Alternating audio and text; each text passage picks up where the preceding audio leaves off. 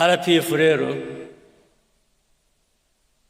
uyu mwanya tuba tubonyeho iki kiganiro ni ukutwibutsa ni no kugira ngo twisuzume umwanya wo kwisuzuma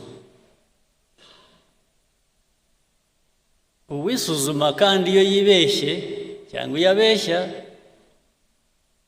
ingaruka zabyo zirahari niwisuzuma ugasanga nta ndwara ufite wari uyifite iyo ndwara irakwica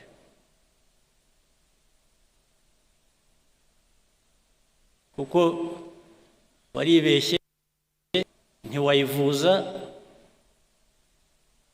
cyangwa ntiwayivura iraguhita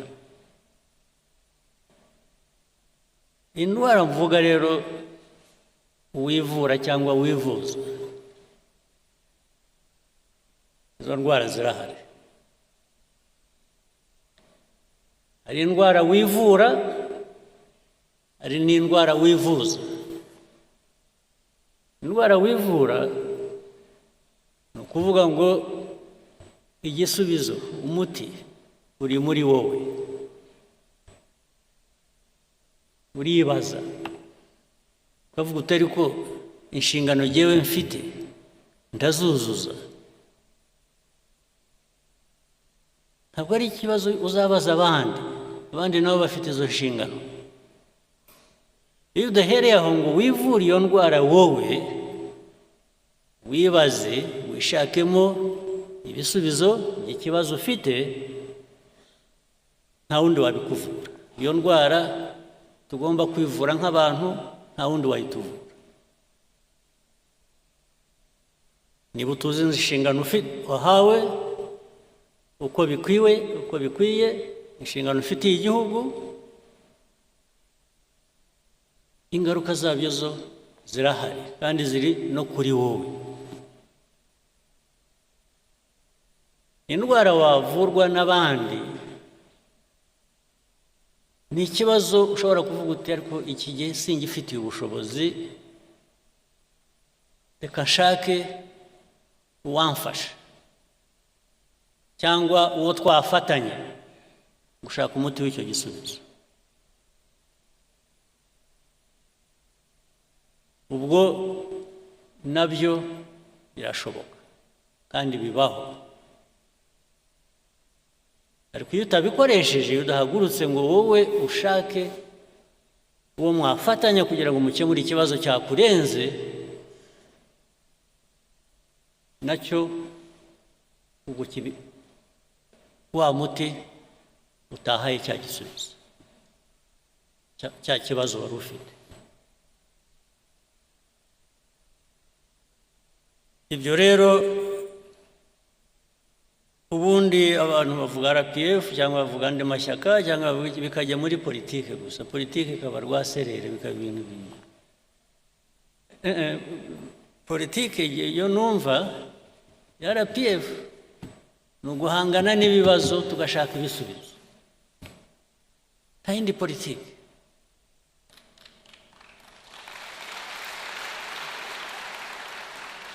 politiki y'ibinyoma yo guhimba yo kubeshya yo gushakisha uko watirisha bimwe mwita gushushanya rimwe na rimwe ibyo biguha ibindi bibazo ntabwo biguha ibisubizo byongera ibibazo ku byo wari ufite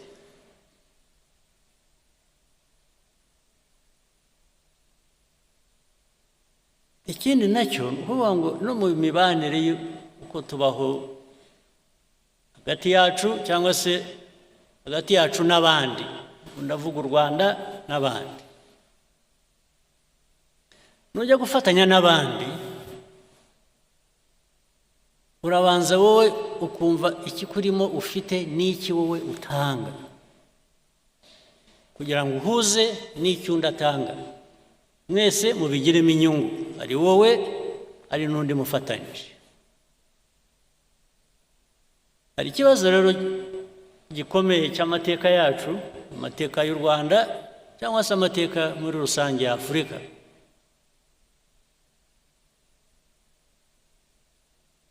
iteka dusa nkaho twebwe ntacyo dufite dushyira ku meza ngo dusangire n'abandi. Duhora dushaka ko abandi bagira icyo bashyira ku meza, twe tukaza tugasangira nabo. Rwose hari politiki imeze ityo, imaze imyaka n'ibintu birebire cyane. Niba ushaka uwo mufatanya, uwo mwakuzuzanya, gira icyo shyira imbere nawe uvuga uti reka twuzuzanye. Ni nacyo cyatumye mu mibanire yacu n'ibindi bihugu n'ibindi bice by'isi duhora turi abo kugabirwa, gufasha, kuzanuka. Rwose twemeye umwanya wo kuba turi aho tuganya,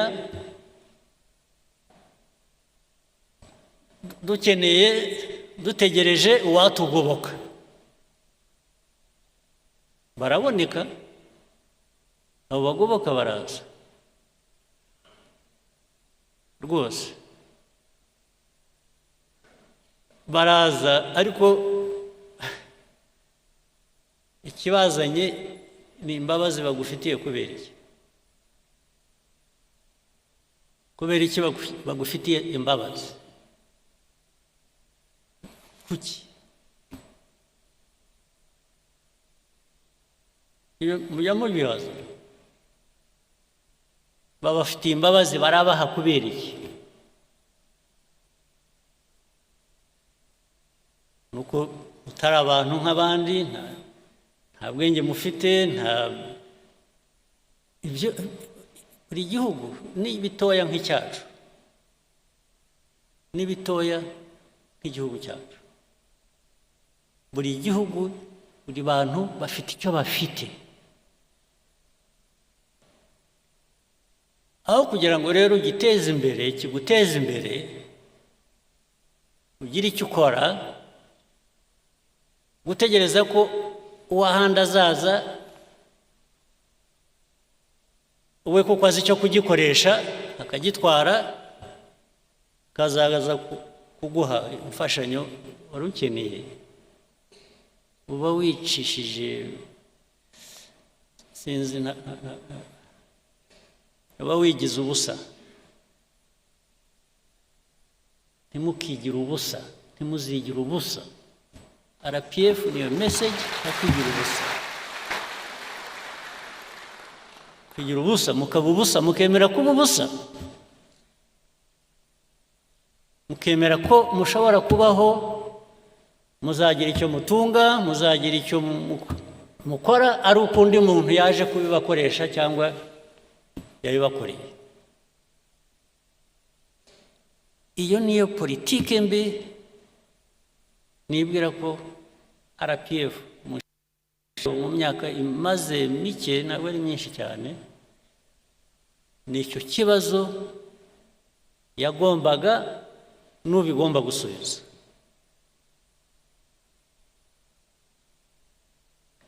Ibibazo tumaze kunyuramo mu Rwanda mu mateka yacu, musubize amaso inyuma mwibuke,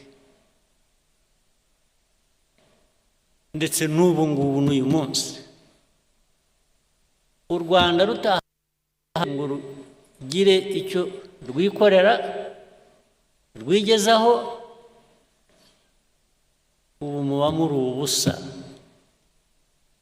Muri ubusa, ariko abo kudufasha, abo kuduha ibyo dukeneye, abo kutugaburira, bo barahari, baba baraje bakatugaburira. In fact, baraje buzuza gukora, nabyo turabibashimira. Ukuzuza, kugerageza gukora ni byiza,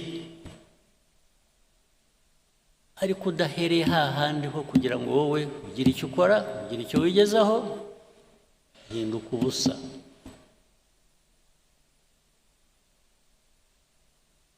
N'ubu rero tujye dusubiza amaso inyuma.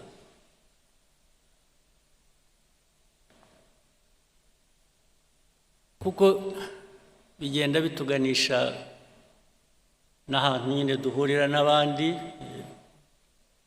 haba mu karere, haba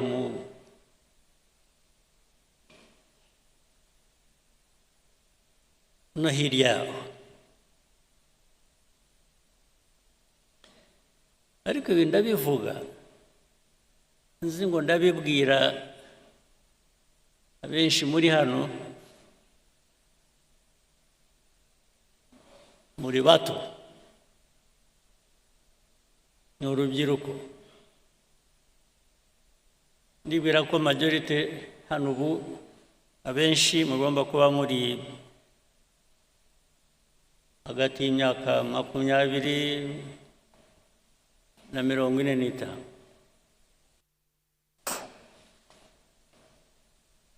Twebwe iyo twarayirenze turi kure ariko natwe twarahanyuze. Muri twe ndagira ngo mwebwe mukiri aho ngaho bafashe mutekereze. Ubu twe byaraturenze, aho tugeze dusubiza amaso inyuma tugatangira kuvuga ngo iyo mbimenya nari kugira nti.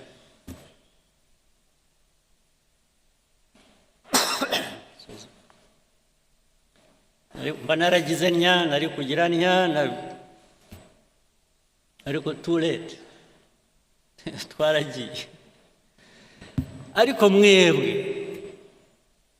ntimuzategereze kwibaza icyo kibazo karabaye. Ni ubu ngubu, sinaho.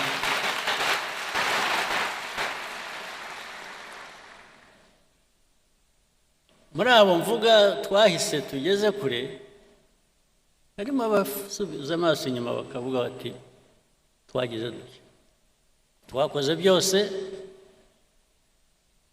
twageze kuri byose, ariko umusanzu wacu wabaye. Ndavuga abarwaniye u Rwanda bigatuma rushobora kugera aho rugeze ubu.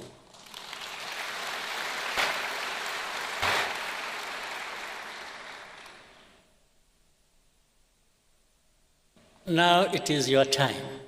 Mwebwe urubyiruko mbwira. It's your time. Don't wait until you are 70 and then you start asking yourself, what did I do? I wish I knew. I didn't. No, ndakubwiye. Ubyumve ushake uko bigenza n'usohoka. Cyangwa wenda bamwe murabikora. Naho igihugu dushaka kubaka, ya numva of course bigezweho mu rubyiruko ni vibes. Bageze kuri vibes. Vibes nanjye ntabwo nzanze. Good vibes ntabwo nzanze, ariko uhagaze kuki? So vibes natwe twese usibye ko dushaje twebwe, ariko zigera ku ihe myaka, zigera no ku bakuru ngira. Vibes n'abakuru ntabwo bazanga, ariko kugira ngo tujye muri vibes tugira aho duhagaze please.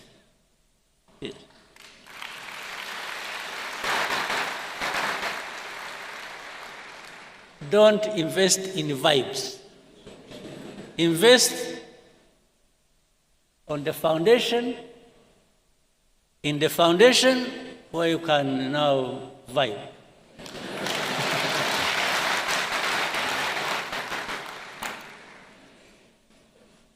Kuko niba nta foundation ihari karakubaho. Yes. You vibe only for a week. No, but nyirango ibyo mushaka turashaka biri sustainable. Yes. We want things that are sustainable. We want to build a society that is resilient. You can't build a society that is resilient on vibes. No, but a resilient society can vibe.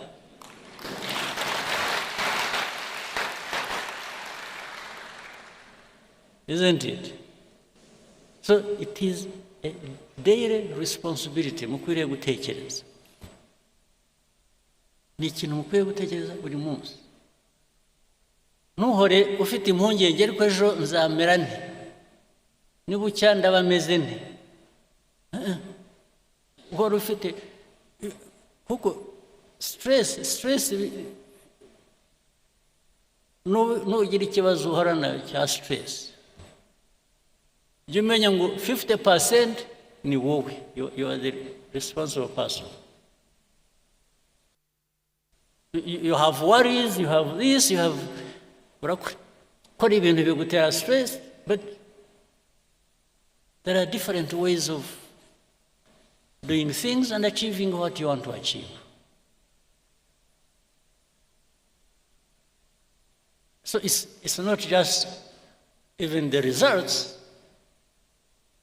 it's the process that takes you there. What have you invested in that process? What thinking? What feeling? What commitment in the process to give you the results you want?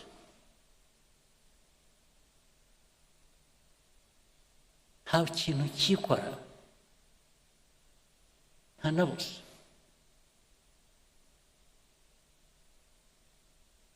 Mbese njya numva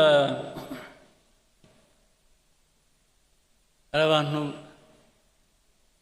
bagibwamo n'umwuka, umwuka ubajyamo ni uwuhe? Ntubabwira gukora iki? You just mugira umwuka gusa, ntugira umwuka gusa utagira icyo uvanamo, uragera aho uhere, umwuka wawe wagera aho ugahera. Umwuka abagibwamo n'umwuka ibyo bazanira ni ibiki?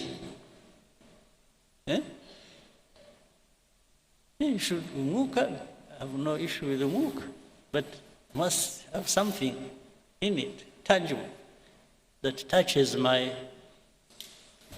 life, that transforms my life.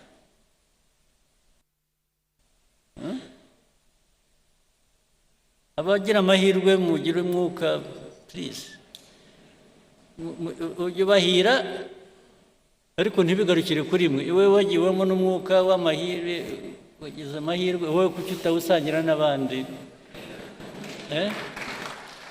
Nawe ukabageza mwese mukawusangira. Kuko nukugeramo wenyine ukawugumana, ariko nabwo icyo mvuga ntukabe imvugo gusa, bijye mu bikorwa.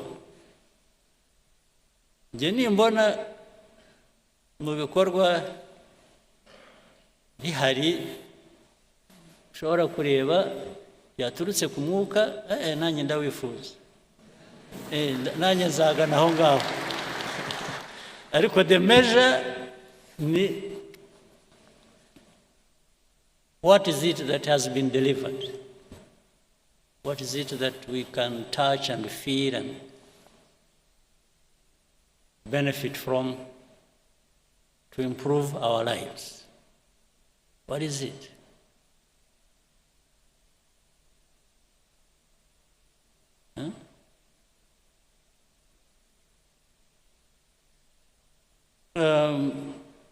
So mwebwe abatoya rero, again, igihugu kibategerejeho ni byinshi, kandi iyo mvuga igihugu ntabwo ari ikindi nimwe. Igihugu, you're actually waiting for yourselves.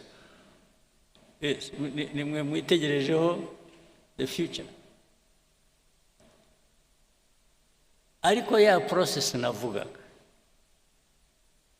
na wa mwuka niki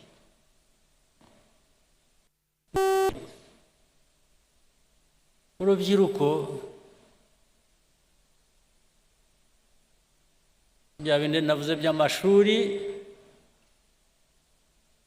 n'ubuzima, ugomba kugira ubumenyi ukagira n'ubuzima, kuko niba mudafite ubuzima ubumenyi buzakumarira iki? Kumenya bizakumarira iki udafite ubuzima? Must have both. And it is easy to have both if you have made the choice to have both. It can't be one and not the other. You must have both. Ni nkuko ku rundi ruhande rumwe, niba uteye imbuto ni nko kurera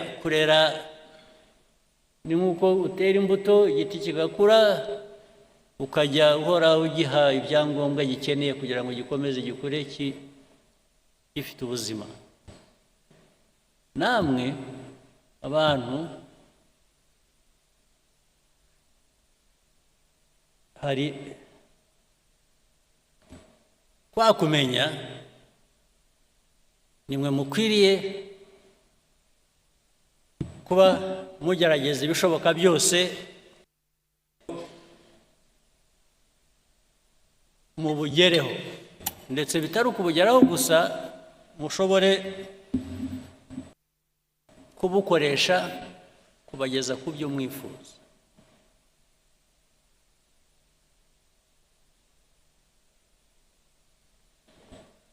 Ariko ibyo cyane ku bakiri bato, mwebwe ubwanyu mugomba kugira umusanzu wanyu, you must make an effort.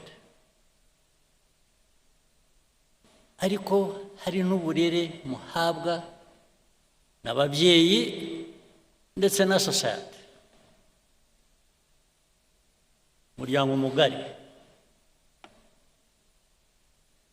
imico, imyifatire, kirazira.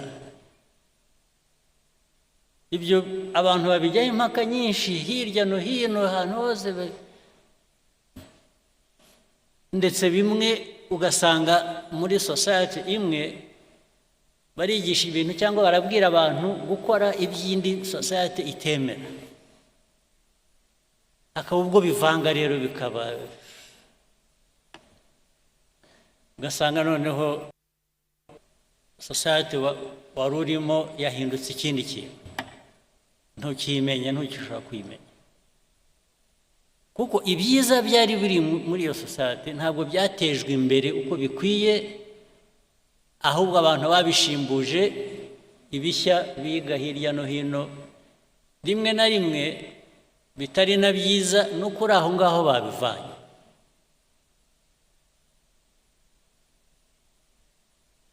Urubyiruko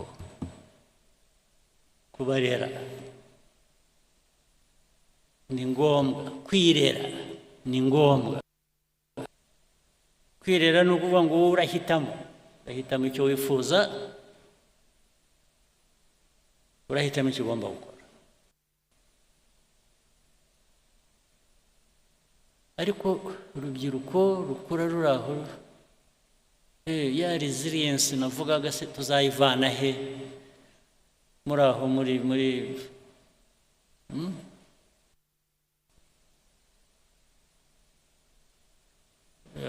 urubyiruko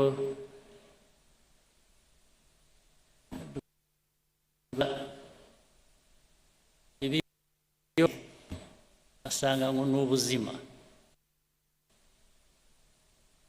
usanga maze ibiyobyabwenge by the way ndabishyira hamwe byose, ni inzoga n'ibindi bikomeye ntiriwe mvuga, muzi ariko rikajye mbivuge mwe ntimujya mubivugamo aho bibera ishyano bijya muri benshi ariko ntawe ubivuga. Hari ikiyobyabwenge cy'inzoga, hari ikiyobyabwenge kindi bijya mu mutwe gusa bikaba ibi ni ibiki, ibi bitabi n'ibi drugs. Njya numva amakuru bajya bambwira ko bibarimo bitari bike. Ndababwira kandi ibintu byamamaye bifite bamwe mwabyigiye hano abandi mwabivanye hanze bigendera hasi biranyerera ntabwo bijya biboneka. Ariko ibyo uko abihisha kose abo birimo hazagira uko bigaragara byanze bikunze. Ariko uko bigaragara kwa mbere nimwe byangiza ubirimo mbere na mbere yuko bikangiza na communities muri rusange. Ariko biroroshye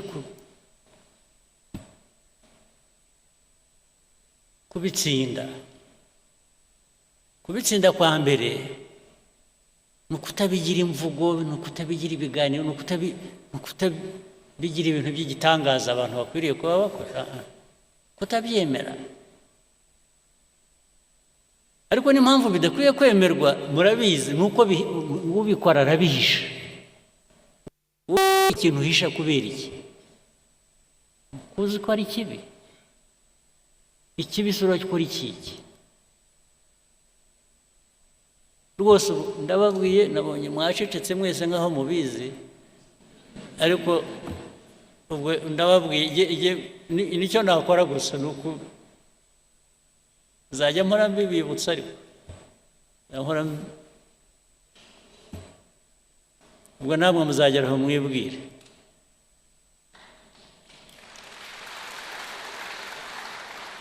Icyo mbivugira ni iki? Urubyiruko tubatezeho bya bintu nabanjirijeho, nimwe mwakiza u Rwanda rw'ejo uko tugenda dusimbura. Keretse niyo iyo mission mutayishaka, it's a different matter. Ni bamwe mutabishaka mwaravuze okay, ndetse hari aho mwageragera ngo rubanza kubababyaye ngo ariko se ubundi ndi hano ubundi mwashyize hano kubera iki?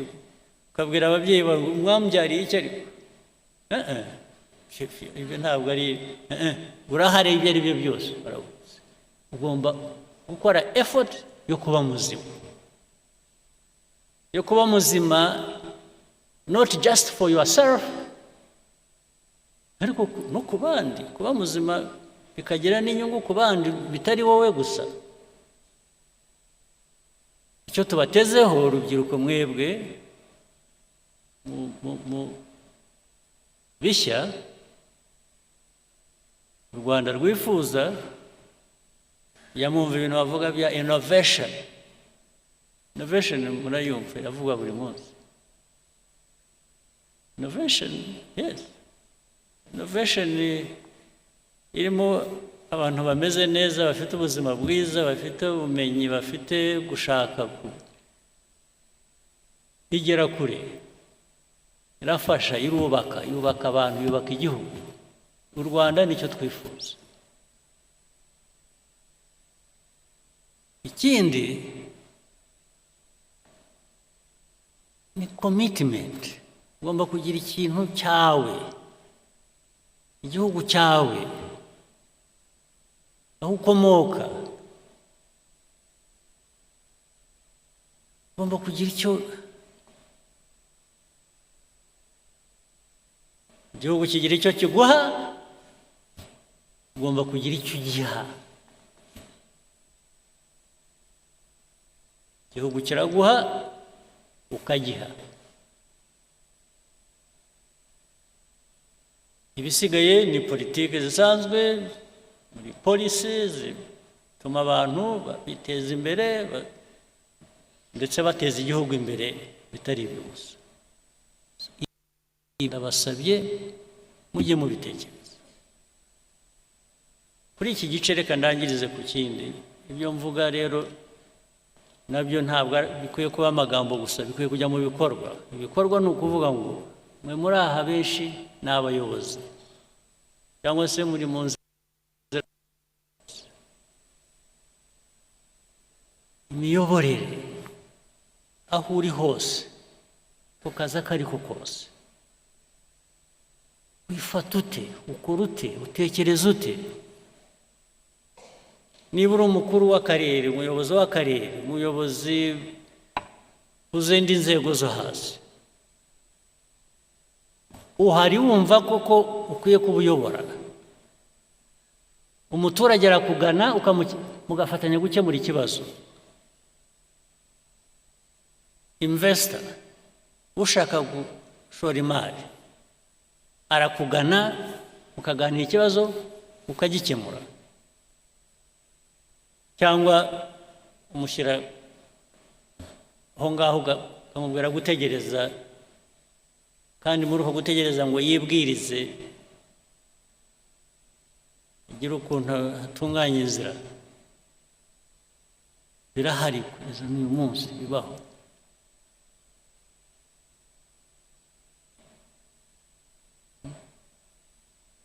Hariho hose, ntabwo ibyo bikwiye kuba biba. Ninde ejo bundi bambwiraga hari umuntu, kubera ko nkatuye ndi hafi aho kuri Muhazi, umuntu wavuye hasi waje akora icyo kibazo, nizere ko cyakemutse. Yakoraga ibintu by'amajyambere ku mazi, yarahubatse inzu n'umuntu uturuka hanze ufite ashaka gukora cement, ashyira ubwato ku mazi, ashaka kugira ngo yubake aho buzajya buparika. Umuyobozi w'aho ngaho ati no, ushobora kubikora. Bijyaho, ariko biza kumenyekana ko yashaka ko abanza kumutugira kugira ngo amwemerere. Abantu bari hano cyangwa baturuka muri ibyo bice bagomba kuba babizi ibyo mvuga. Urumva, umuyobozi, harimo abayobozi bazakora batyo bicaye hano cyangwa bakora batyo. Umenye ngo icyo ni icyaha, ubundi tudakwiye no kukubabarira twakumenye. Ibikwiye ibijyanye na RPF, ibijyanye na politiki nshya y'igihugu cyacu kubaka, ushaka kubaka, ntabwo bijyanye. Abayobozi bari hano ndababwira ngo niyo nshingano yacu gukurikirana n'ubuntu butoya nk'ubwo ngubwo buzana umwuka utari. Ibindi ni imikorere yacu muri rusange, serivisi ahantu hose uko zitangwa, uko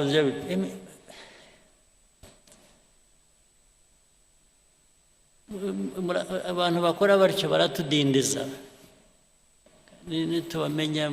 Ariko nuko ari benshi rero basanga wicaye hariya usabye ikawa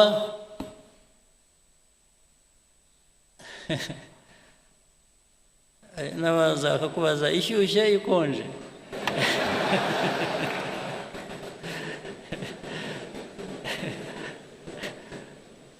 Bakubaza ngo uti ni ikawa isanzwe ishyushye ariko mushyiremo n'amata, akagenda akabura. Ubu ndavuga ibintu bimwe mbona n'abantu baba bavuga buri kanya, akagenda agahera pe minota 15 20 utegereje ikawa bakubaje niba ushaka ikonje cyangwa ishyushye, ariko bababwiye gushyiramo amata akabura, n'amata yabuze ntibakubwiye. So niba wicaye aho utegereje izakamwa bakohereza ku isoko mukajya gufata, bitubamo murabizi ahantu hose. Ubwo si byo ni rubyiruko nyabakiri rumeze rutyo. We n'imigendere ukuntu bagenda yikurura. Hari aho nagiye rimwe ariko hashize igihe, nuko mbona n'ubu ngo biracyabaho, byarantangaje. Nagiye ahantu twajaga dukina tennis, abantu bamwe hano barabizi, kera hashize igihe. Turangije twicaye turuhutse, tubanza gushaka wagira icyo tubaza dushaka, arabura. Turahamagara, mushobora kuza kugira icyo muduha, ariko haza umukobwa mwiza ugenda neza,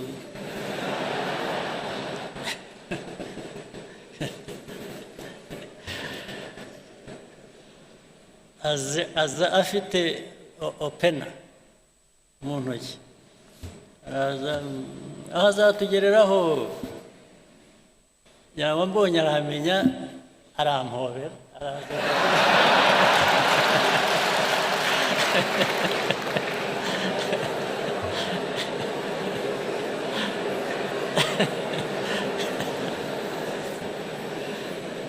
arabanza arampobera, ndetse agomba kutuzunguruka twese n'abandi turi kumwe bose yabanyuramo. Ntabwo ariko se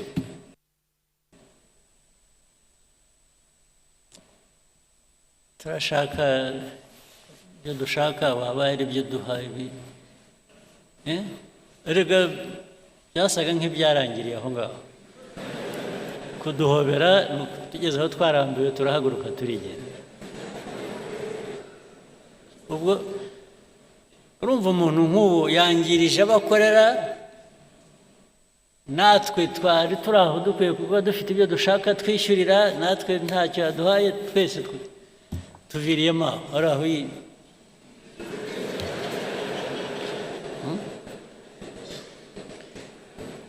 Ubu koko mwumva, ariko se mwe noneho society, igihugu mushaka kubaka cyaba kimeze gite? Ni ikihugu? Reka ibyinshi, ariko hari abandi muri mwe benshi bakora ibintu bizima. Rega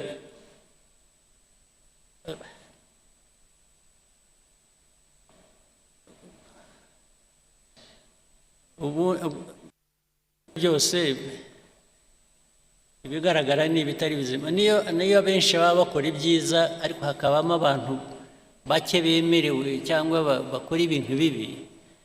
Bya byiza ntibiba bikigaragara. Ni nko gufata amazi, ikirahure cy'amazi ugashyiramo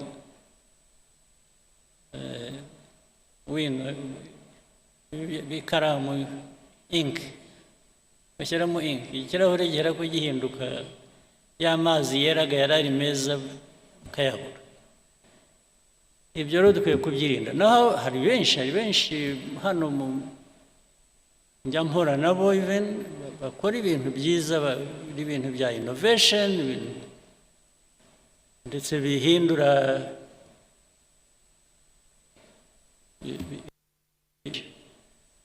muri mu koranabuhanga, muri za IT, ikajya mu bintu byinshi hirya no hino. N'abantu bakora za revenue authority, abantu bari revenue authority bari hano,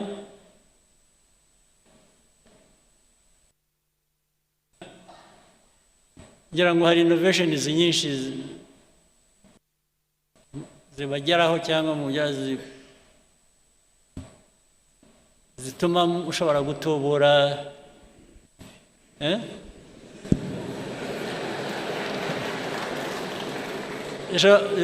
zizamura ayo mutuvanamo ayo mutwe ariko iyo byabonetse gutyo hari ikibazo bikaboneka innovation izamura itubura revenue tax revenue hanyuma byarangiza bikajyaho hagati ariko ntabwo zabanza ugira utya ubwo bakajyaho innovation bose barayemeranya ko ikora ariko barangiza bakajya mu process imbere yo kuvuga uzaburetse bareba hari amategeko ntabwo twagira dutya tutabanje hari aya mategeko ariko amategeko akaba yo gutinza ibintu gusa kuko amategeko se bwana amategeko ashyirwaho n'abantu sibyo? Yes sir. igihe umuntu yabonye ikintu gikora kijyanye n'icyo yifuza wihambirwa n'itegeko hari n'amategeko yaduhambiraga yo mu gihe cy'ubukoroni aho ngo hari itegeko n'ubundi si wowe urikora si wowe urivanaho we gifate nk'ikintu cyakuzitiye gutera intambwe bihere ko bigera aho bigera n'abo amategeko tubabwire ngo ariko ibi n'igihe muratudindiza gusa ndetse hari n'ubwo dushobora gufata ibyemezo tugakoresha igikora itegeko tukaba turigisheho gatoya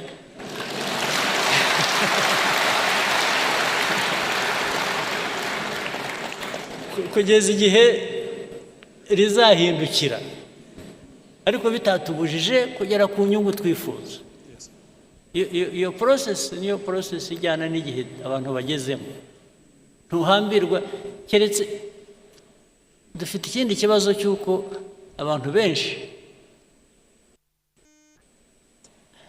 ari n'ubwo ikintu cyangwa akwiye kuba akora ikintu cya mbere kimubaza kuza mu mutwe kibanza kuza mu mutwe we ni inzitizi yo kutagikora ntabwo ari ukuvuga ngo ngiye kugikora hanyuma nimpora n'ikibazo icyo kibazo ngende nkishyira iruhande ahera ko abona ko hari inzitizi akagendera ku bikarangirira ntabwo biba bigikora ntabwo igihe tugezemo gishya ari uko gikora hari icyo wifuza kuvuga abanyabaguhaye microphone mbwira ariko we utanzeho nk'urugero ibindi biri hano ntavuze n'ibiri hanyuma dufashe tubwire ko twakwihutisha. Thank you, Your Excellency. Kuna mutugiriye. It's true. Innovation is very important. Nukurushaho gutekereza ibyatuma tubona amafaranga menshi nk'uko mwabivuze tugomba kwigira. We need to sustain ourselves. Kandi mwihute. Mugire ubwira mugire ariko mwe ntimushaka kuva mu bukene vuba. Murumva ikintu haboneka ikintu kirangiriza ubukene mu cyumweru wowe ukavuga utari kugenda ashaka umwaka ubwose waba uri mu ntoki rwose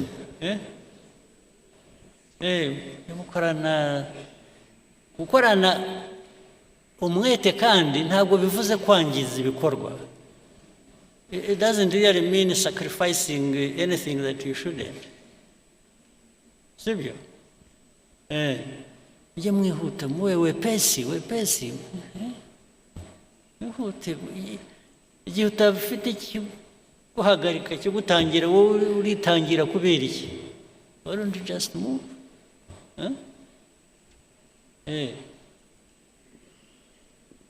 Bimwe mwita kurasa ku ntego ntimukarase hafi ku ntego. Keep straight. That's what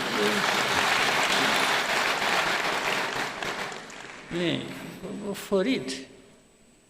nawe wumva uri satisfied uko sibyo?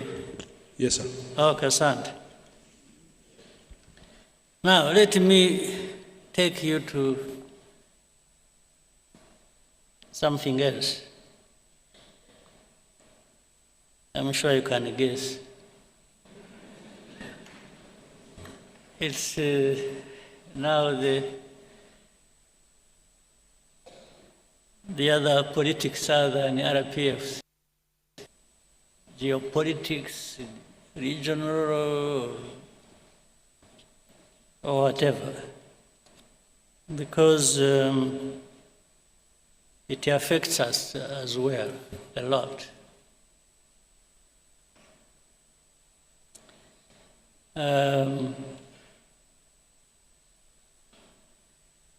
Ariko reka ntangirane just a little story. Tito Rutaremara, are you here? I want to know where you are around. I want to tell the story. You know, in actual fact, igihugu cyacu kivuye kure. Ewe, ntikiravayo neza. Turacyavayo. Acyari byinshi. Impamvu mvuze Tito, it's a bit of our history ijyanye na what happened to us, the genocide, the tragedy. I want to build on it to tell you some other things. The genocide that happened,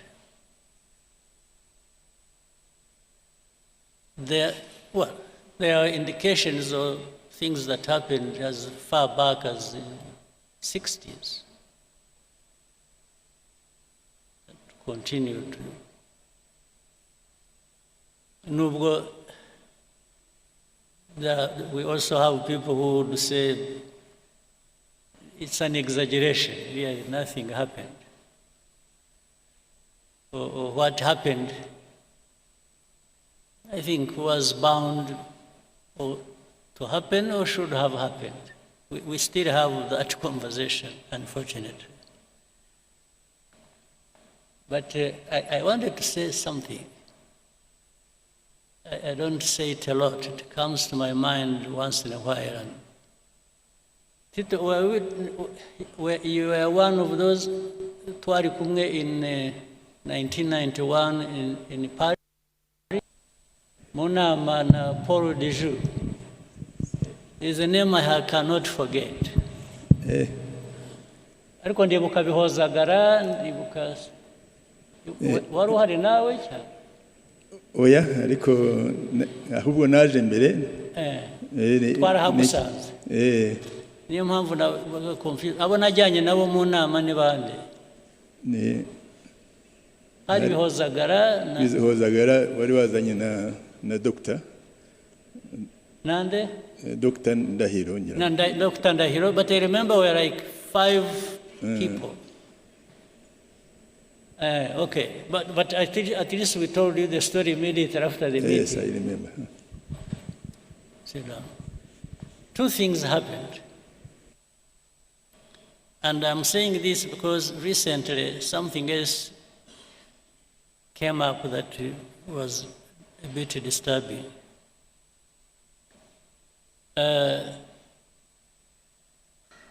We were invited, RPF, to go to Paris. We were supposed to meet some people from Habyarimana's government. It was about, according to what we were told, to talk about peace. In fact, the RPF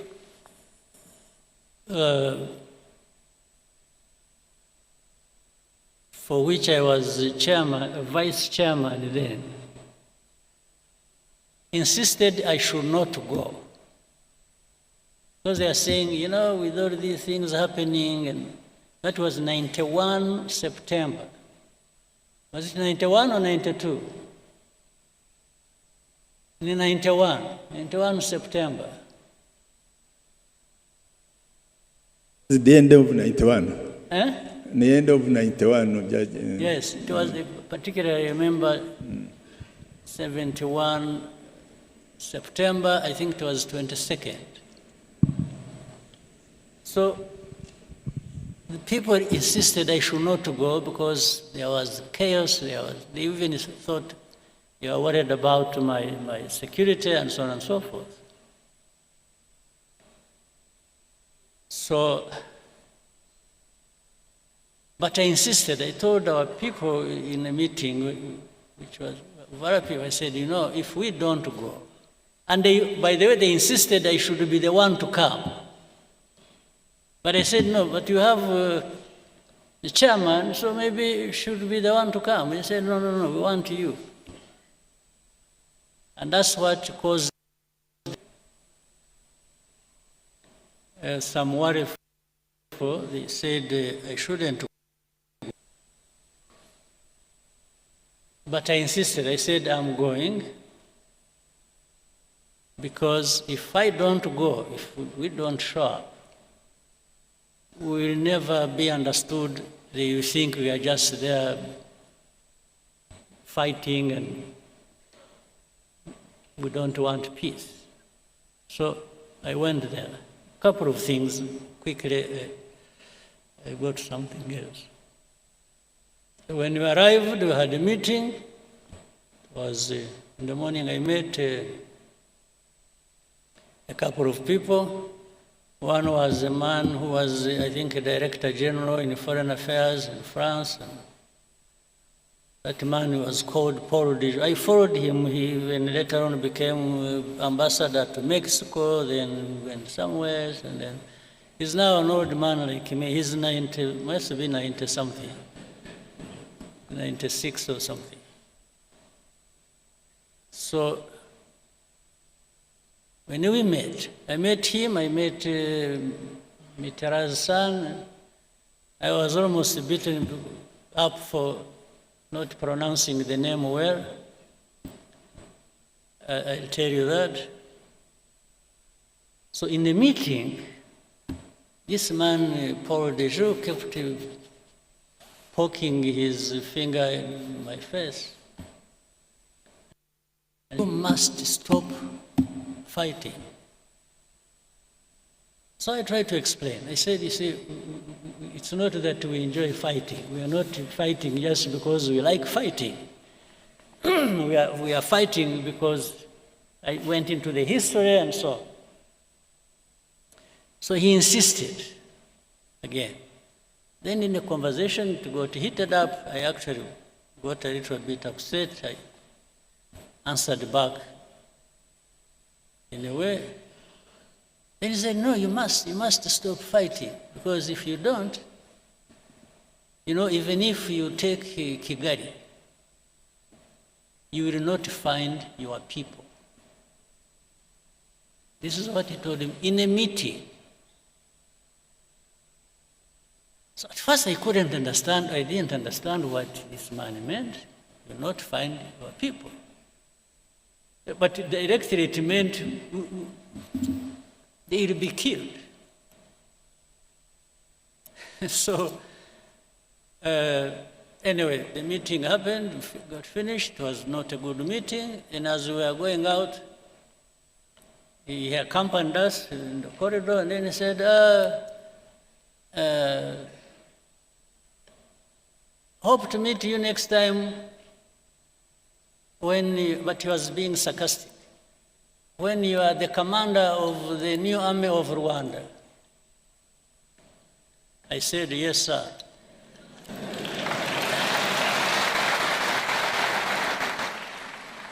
I said, if and when that happens, you rest assured I will do a good job of it. This is what I told him. So I went, when I was supposed to stay a night,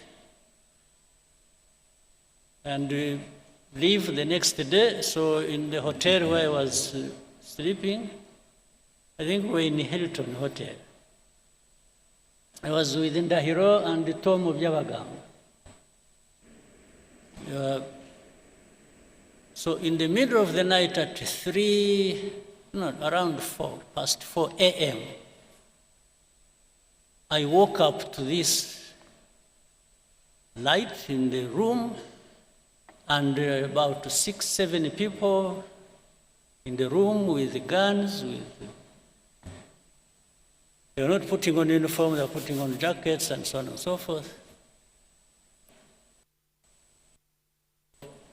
And I woke up, I said, "Who are you? What's going on?" Then one of them said, he spoke in English. You hear him, he's even speaking English. So I was in the wrong place, first of all. Then they said, so say, where are your documents? Bring your briefcase. Before I opened it, they had broken it. So but I kept asking, who are you? Who are you? Who are you? Then as I was doing that, when I looked through the door connecting to the room where Dr. Ndahiro and Tom Byabagamba were staying, I saw they were sitting down in handcuffs. For me, they didn't put me in handcuffs. So I asked me, what's going on? They, a bit rough, but so they took us, dumped us somewhere in prison. I didn't know. It was my first time to be in Paris, and my first time to be in prison. So, hopefully the last. Since that time, I haven't been to any other prison. So they put us in the lock somewhere down in the basement of some building and left us there. Then later on, people showed up around 3 o'clock. In fact, why I remember that Bihozagara was around, they didn't know where we had been taken. I don't know how. They were assisted by some people in France whom they knew. Then we saw Jacques Rabunal and Bihozagara. There was a very good friend of ours called Carbonal, a French guy. They showed up in that basement in the prison because I think they had known where we were, and they had tried to give us food. I refused to eat. I told them I'm not going to eat anything in that prison. So they brought us bread, I remember, and milk, pints of milk and bread for us, because we had refused to eat prison food. Then they even wanted to interrogate us. Well, they did. They wanted to to use a polygraph on me, the lie detector. I refused. I told them I'm not going to have a lie detector at all. I said, if they want to kill me there, let them go ahead. In the end, they said, whom did you meet? I mentioned that man. Then said, who else? I said, Christopher Mitterrand. He said, no. Who told you he's called Jacques Christopher Mitterrand? So, so they told me, repeat. I said, no, I'm not going to repeat. I said, I'm not the one who gave him his names. But. So anyway, in the end, at around 8 o'clock, they released us, and that night I left. I drove from Paris to Brussels, where I was to take a plane the next day and come back home. Now, I'm saying this, I'm telling you this story. The fact that somebody actually implied that something happened to our people, meaning even if you take Kigali, you will not find your people there. You will not find them alive. Then later on, connecting that with the history, I mean, with what happened eventually, I could not but conclude that was the meaning. They were privy to what was going to happen. Now, in the most recent thing, let me now switch to something next to us and the recent. And, you know Rwanda has had many problems in the region, and especially with the Congo, for all these years. Actually, we said we are here as almost all the 32 years have been problematic. And when you look at the story, these genociders who went to Congo, by the way, whom we had the opportunity this last time, when was it, 2 weeks ago, or how many weeks? When we had a Unity Club event here, this same room, when people who went through all that history, these senior commanders of FPR, when one of them sitting there told us a very comprehensive, interesting story, because he was there, he was in it. For him, he was not saying things he just heard from some people or anything, no. He was part of it. He told us all the places he moved to in Congo, and the officials he worked with, and colleagues who up to this day have been integrated in the armies and other institutions in Congo, and he named them by names. He told us the story of even how he went to Burundi and everything he did there, and the names of people who did what, who are still there, who left, or something. He's an encyclopedia on this. And he actually was part of it. Those who must have, who were here saw it or saw it on television. And he has notebooks, he has pictures, he has evidence, later on which. But forget about all that.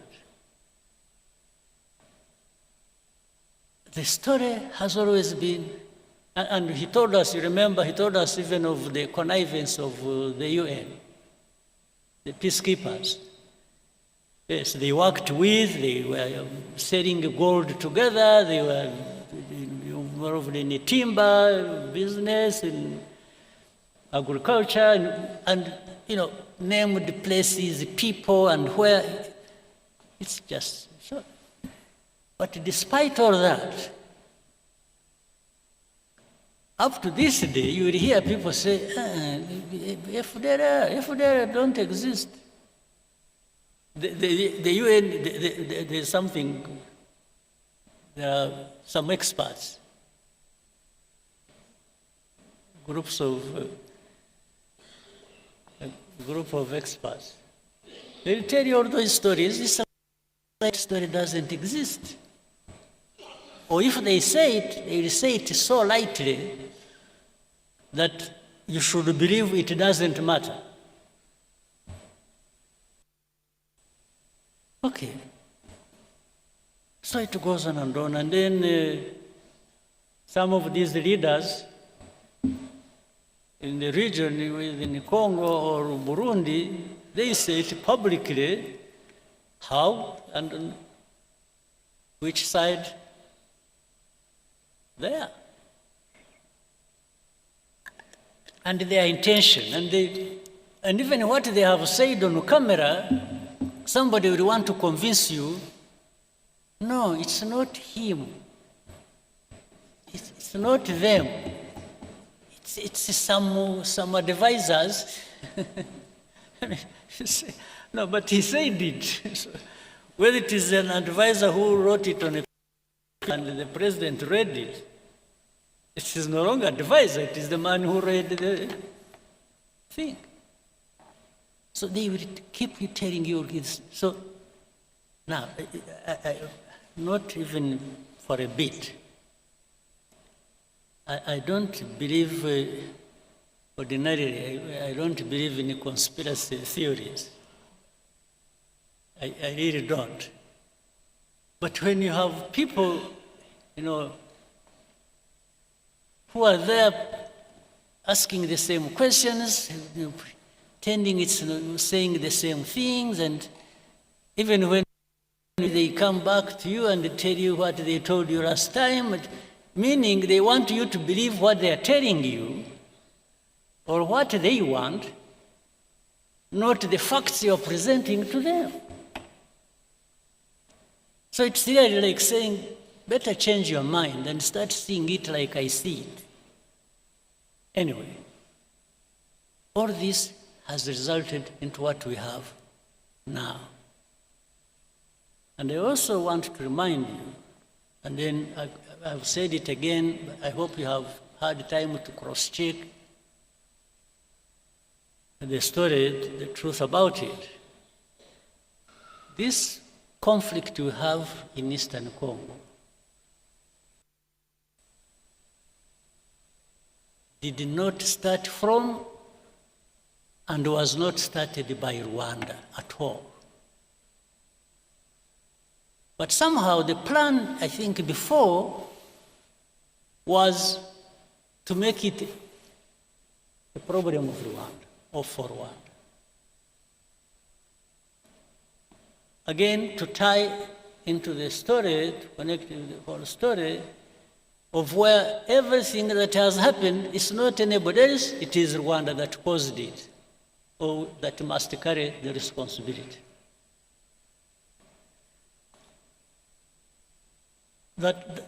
I think that needs somehow in your minds or whatever, or by gathering facts, that problem needs to be settled. This has not been our war.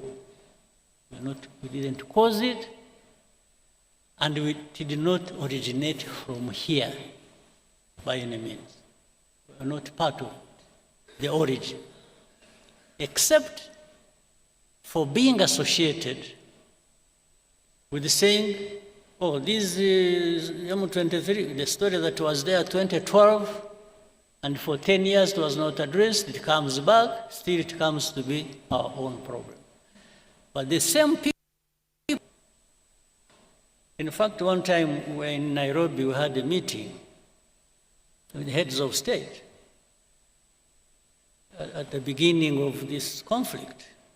I had opportunity to ask President Tshisekedi in the same meeting. I said, President, how has this become Rwanda's problem?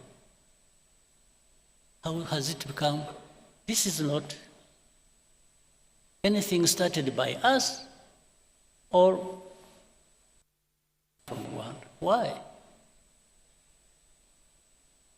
He just hesitated, and I told him, I asked him, I said, are you aware of the fact that actually that whole rural areas, those areas around, have more or less been taken over by FPR, and they even mark and collect taxes? He hesitated and said, yeah, he has heard about it. This is what This was his answer to me. He said, so what do you think FPR is there doing? And why do you allow them to be there? And we have asked you to work with you to address that problem together. You have refused. Now, before that was over, another president offered an explanation and where those people originated from when they went to fight in Eastern Congo. Saying it came from started from his country. So, and every time I brought up this issue with the people, I said, why did you make this Rwanda's problem? It is not Rwanda's problem, it is the problem of Congo and their own people, and it only becomes our problem when it comes to FDLR that must be sorted out. One way or the other, either you sort it out, you Congolese, or the UN that is employed there, and there are thousands, you address that problem and stop them from invading our country, or we will sort it out ourselves.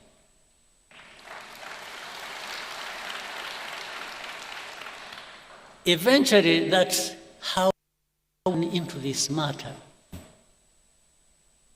Now, to the recent things.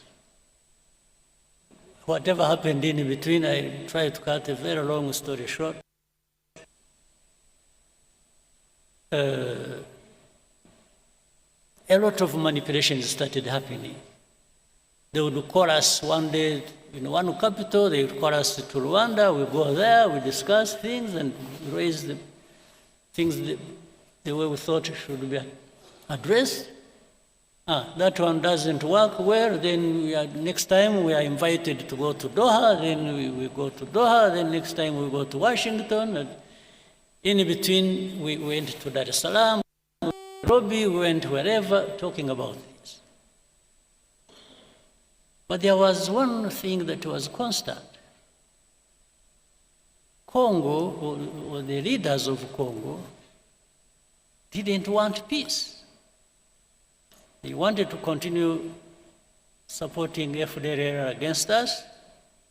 In fact, later on, they were joined by some other countries' armies.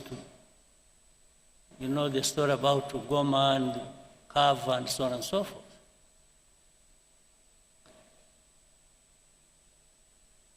So, but we told them, just help us deal with FDLR, and for us, we will not. But in the end, something came up. By the way, you should also, it's like even now when we talk about removing defensive measures and so on and so forth, which I'll come to later, they say Rwandan troops must pull out of Congo and so on. And so we say yes. You know, for many of these people who pretend, they actually, by that, they mean that even M23 will be pulled back into Rwanda. That's something hidden behind. It's like they expect us to be receiving M23 here. Now, that goes into a long debate. Whether or not, and how these people are Congolese or not. That's now. And I always tell them, no, this is a story of me, because how they became Congolese, how whatever happened in Congo and between Congo and Rwanda, as of those years, I was not. So I don't know. I cannot be asked to answer for colonial times problems. I was not there. And Rwanda is not responsible for that. Now we go into the last thing we went to when you went to Washington, and which the whole process has resulted into sanctioning Rwanda, sanctioning RDF, it's just sanctions. And someone to tell them, say, wait a minute, let's understand each other. What's going on? And there is no time. There's no time for Rwanda to be listened to. It's just sanctions. That's what we said, that's what we're doing, that's what we do. Now,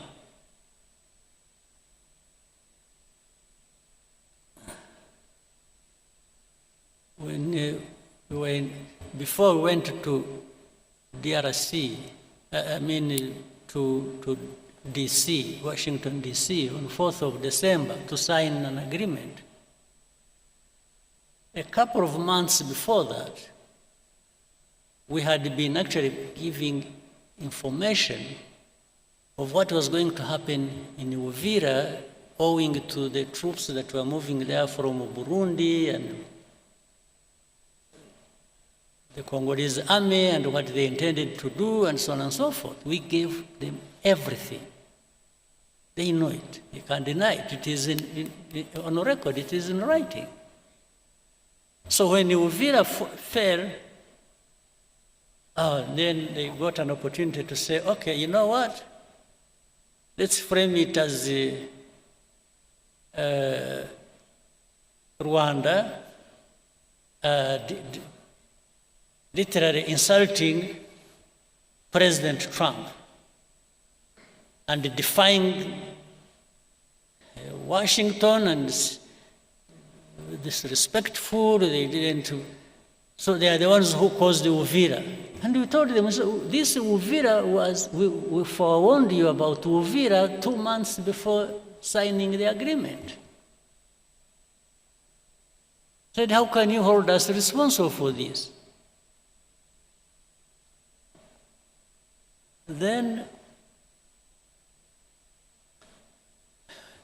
initially I thought the initiative they had brought up of saying, they want to resolve the problem of, first of all, the political problem internally, then the security problem that concerns Rwanda and the region, then the economic partnerships between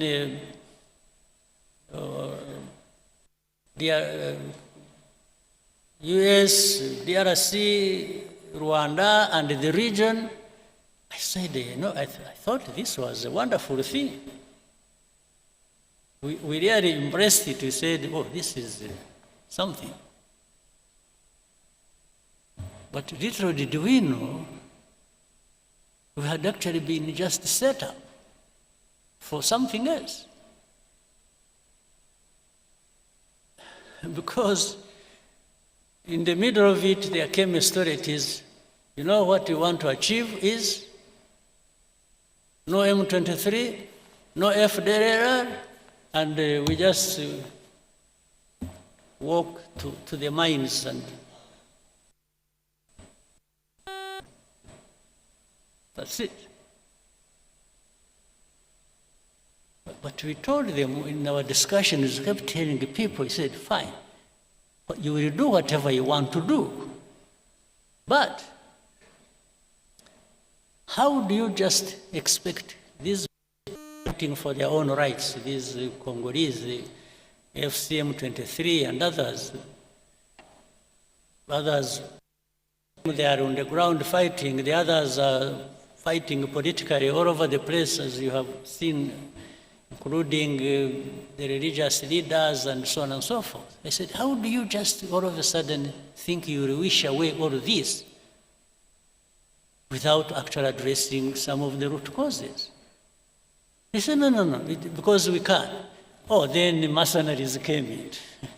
These are the second round of mercenaries. There are first mercenaries who even came through here and were transported back. Other mercenaries came in the background, and they were the ones somehow they converge with the policy on the region and on resolving this problem. They are the ones dictating, and I think these are the ones who are supposed to finish. But this, while the initial thing was to finish FDR and finish M23, this time it has become finishing M23, not FDR. FDR because they are working with the same people and working with the government of Congo. Now, all these facts, they are known. But the complication of this, the world politics and the geopolitics, is that there are people who think they just dictate what the truth should be and what should happen, and for the rest you just shut up. That's what is going on. Today what is going on is if you raise an argument, you say, oh, you know what, I'm going to sanction you. That is the argument. Now, something I shouldn't forget, I said I was going to, because of the story I brought up earlier. In the recent weeks and months, you have heard of the killings and the fighting that has been going on in a place called Minembwe, around the Minembwe area. This is a place home to some Banyamulenge or some other.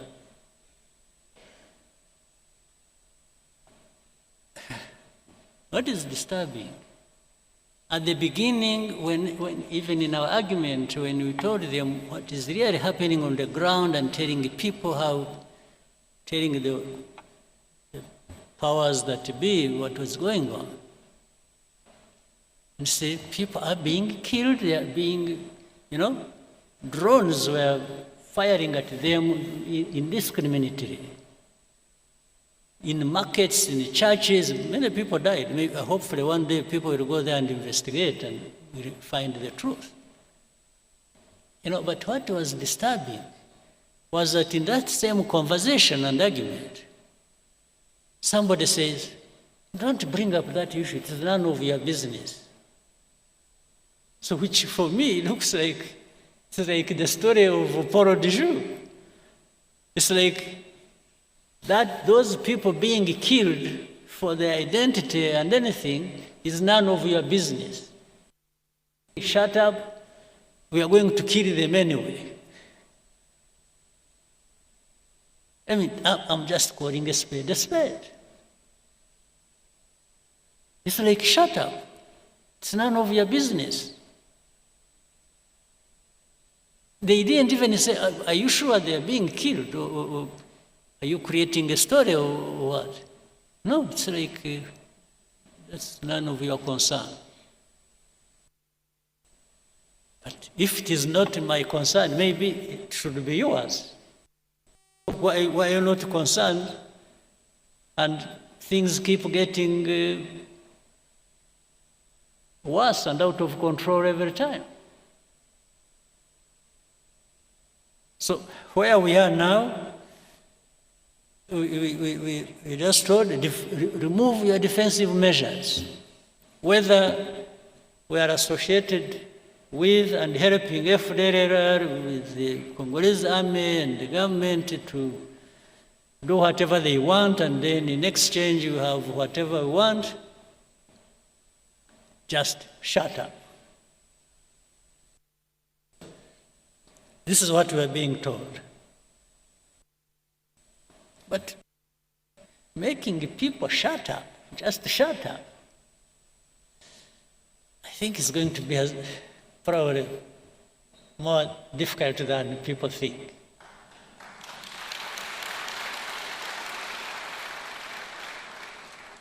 To say we will support those who want to come and kill you, or like they killed you last time, or we will handle it the way we want, so shut up. Well, I only shut up when I'm dead. That's when I'm coming.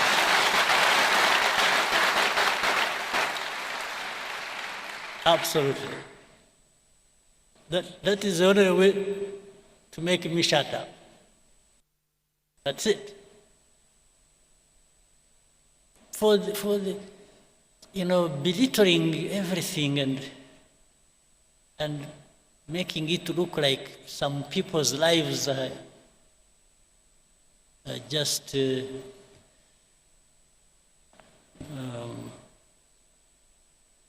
maybe, I don't know. It's not my politics. It's not RPF's politics.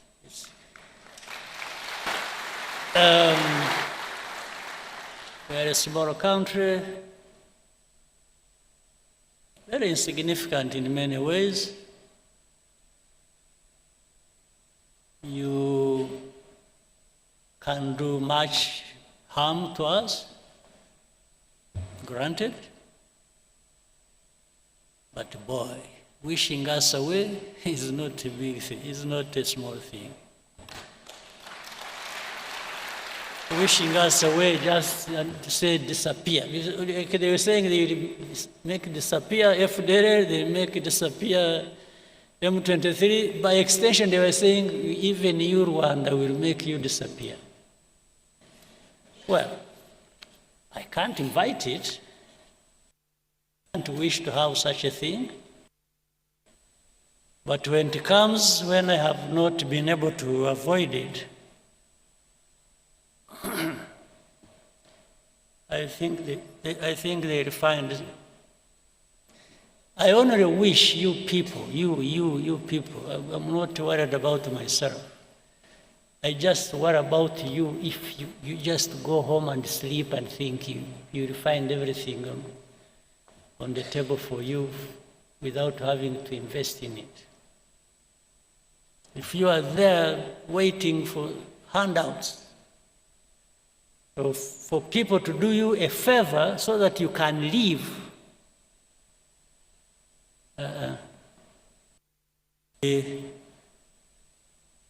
very sad and absurd, and it will be